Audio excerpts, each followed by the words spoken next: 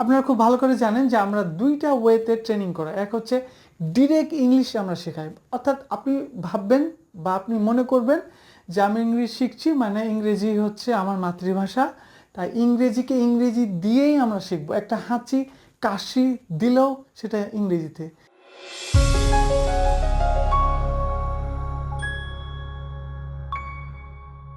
Hello, Assalamu alaikum. Thanks for clicking me. Welcome to Nasir English Club. It's your career clinic. My brothers and sisters, today we're going to learn some common expressions that are spoken all over the world and that are very, very important to you. So let's check it out. Take it. একটা sentence নিয়েছি এবং এই সেন্টেন্সকে আমরা ধীরে ধীরে এটা extend করব, বাড়াবো। ওকে, অলরাইট। সো আমার ইংলিশ স্পোকেনের ওপরে প্রায় 600-700 ভিডিও রয়েছে, অনেকগুলো ভিডিও রয়েছে। টেকের ওপরেও আমার স্পেশাল ভিডিও রয়েছে। তবে আজকে টেককে এক্সটেন্ড করতে করতে অন্যান্য আরও কিছু জিনিস একসাথে শিখে ফেলব। তাই কোথাও না গিয়ে প্রথম থেকে শেষ পর্যন্ত দেখতে থাকুন। প্রথমে রয়েছে ফার্স্ট স্টেপে, সেটা হচ্ছে টেক ইট। Take it. আচ্ছা, এই টেককে আমরা কীভাবে উচ্চারণ করি? সাধারণত আমরা বাংলাদেশে টেক বলি, যেটার উচ্চারণ হচ্ছে টয়েকার ক, টেক। তাহলে আমরা এখানে মাখরাজ ঠিক করব। সর্বপ্রথম টেকের উচ্চারণে প্রথমে যে টি আছে সেই উচ্চারণটা সঠিক উচ্চারণ হবে ঠ। তাহলে ঠ পেয়ে গেলাম আমরা। এই উচ্চারণটা হচ্ছে ঠ। টি এর পরে রয়েছে এ। এর অনেকগুলো সাউন্ড রয়েছে। এতে অ হয়, আ হয়। ওকে, আমরা একটু দেখি। এতে অ হয়, আ হয় মানে আকার, একই কথা।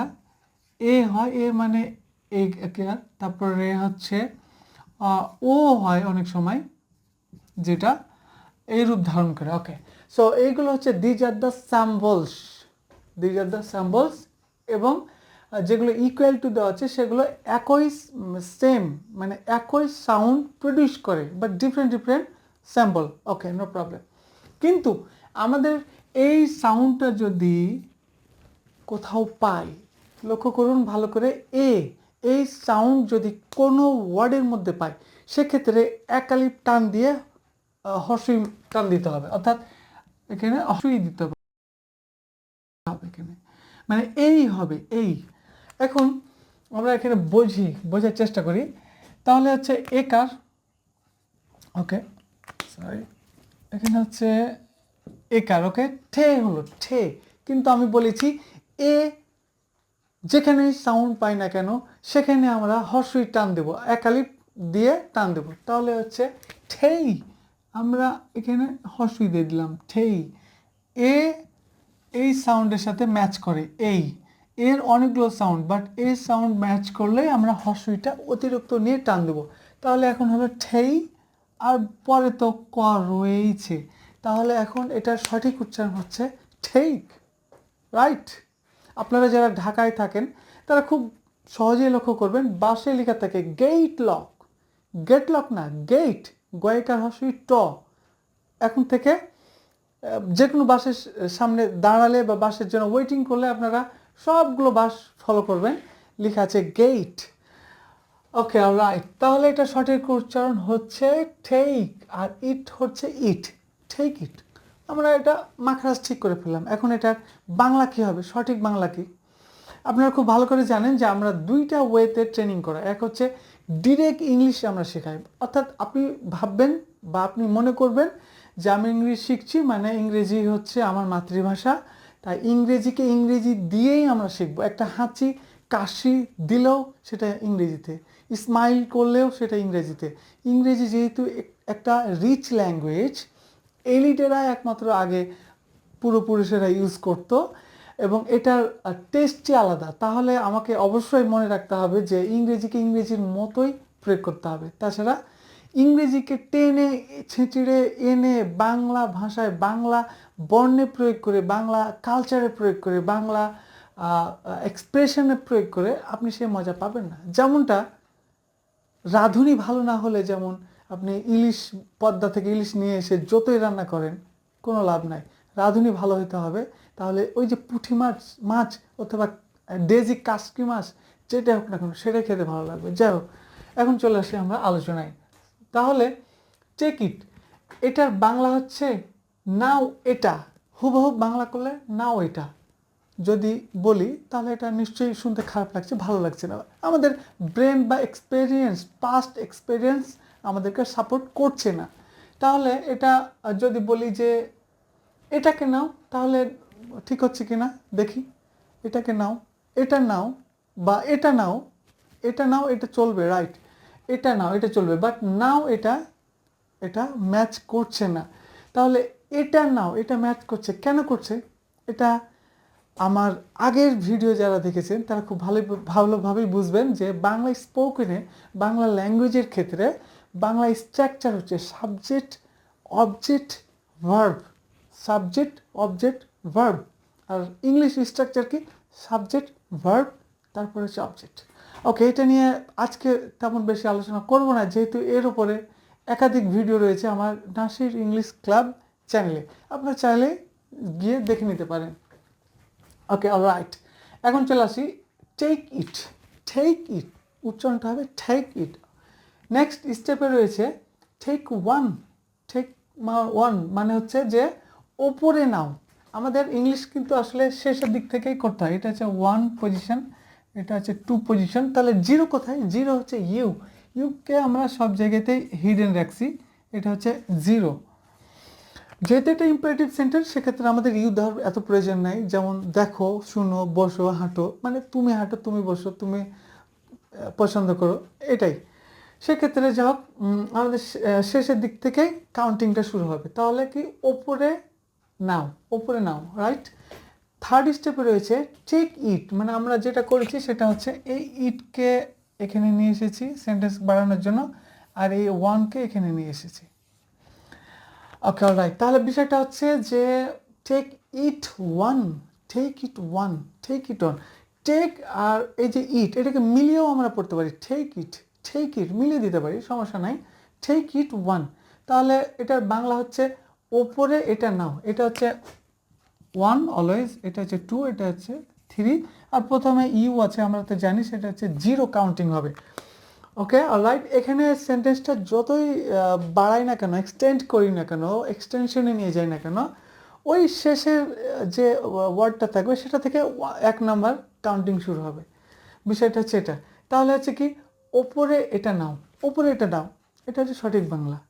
এটা ওপরে নাও, এটা বললেও চলবে, কোনো সমস্যা নাই। বাট এখানে আরও অনেকগুলো যখন এক্সটেনশন থাকে তখনও একটা গুছানো সাজানোর ব্যাপার থাকে। সেটা আমরা অন্য ভিডিওগুলোতে ব্যাপক আলোচনা করেছি, এখানে আর করছি না, যেহেতু এটা একেবারে ছোট ছোট সেন্টেন্স, সেক্ষেত্রে এত ডিটেলসে আমরা যেতে চাচ্ছি না। ওপরে এটাকে নাও অথবা এটাকে ওপরে নাও, একই কথা।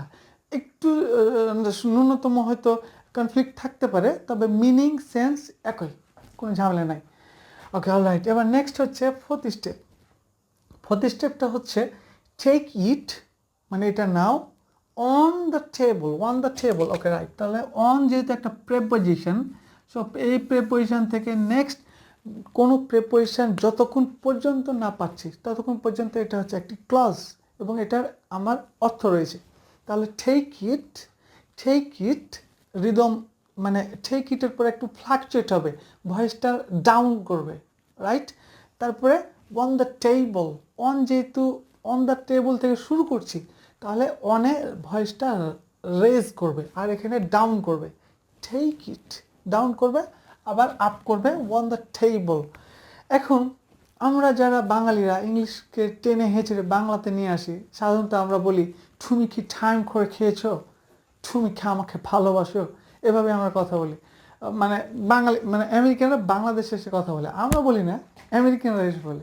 কারণ ওরা বাংলাকে ওদের বর্ণতে প্রয়োগ করে ওরা উচ্চারণ করে, এটা ভেরি কমন।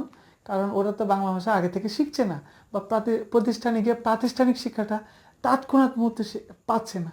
সেক্ষেত্রে ওরা তুমি বলতে পারবে না, ওরা ঠুমি বলবে। তুমি কি আমাকে ভালোবাসো, তুমি কি আমাকে ভালোবাসো, এটা আমাদের মতো বলতে পারবে না, এটা প্র্যাকটিস করা লাগবে। তাই সে আমাকে বলবে তুমি কি আমাকে ভালোবাসো। ওকে, এখন চলে আসি এখানে take it on the table. Okay, আমরা চাইলে কিন্তু ইট আর ওয়ানকে একটা গ্রুপ করতে পারবো না চাইলে। যেমন হচ্ছে take it one the table, হয় না। এটাই হচ্ছে ছন্দ, এটা হচ্ছে চাঙ্কিং করে আমাকে কথা বলতে হবে বুঝে সুঝে। আপনারা চাইলে আমাদের কাছে স্পেশাল স্ট্যান্ডার্ড ইংলিশ চাইলে শিখতে পারেন, যেটা ব্রিটিশ স্ট্যান্ডার্ড, আমেরিকান স্ট্যান্ডার্ড এবং হচ্ছে যেটা ব্রিটিশ স্ট্যান্ডার্ড এবং আমেরিকান স্ট্যান্ডার্ড। আপনারা আমাদের কাছে সবগুলো ল্যাঙ্গুয়েজই শিখতে পারবেন, এবং সেটা বাংলিশ স্টাইলে, বাংলা না। আপনারা যে বাংলাদেশে বাংলিশ স্টাইলের যে ল্যাঙ্গুয়েজগুলো শেখেন, সেটা শুধু বাংলাদেশের লোকই আপনার কাছে কথা বুঝবে, কিন্তু আমেরিকান, কানাডিয়ান, অস্ট্রেলিয়ান পিপুল আপনার ল্যাঙ্গুয়েজ কিছুই বুঝবে না, ইম্পসিবল।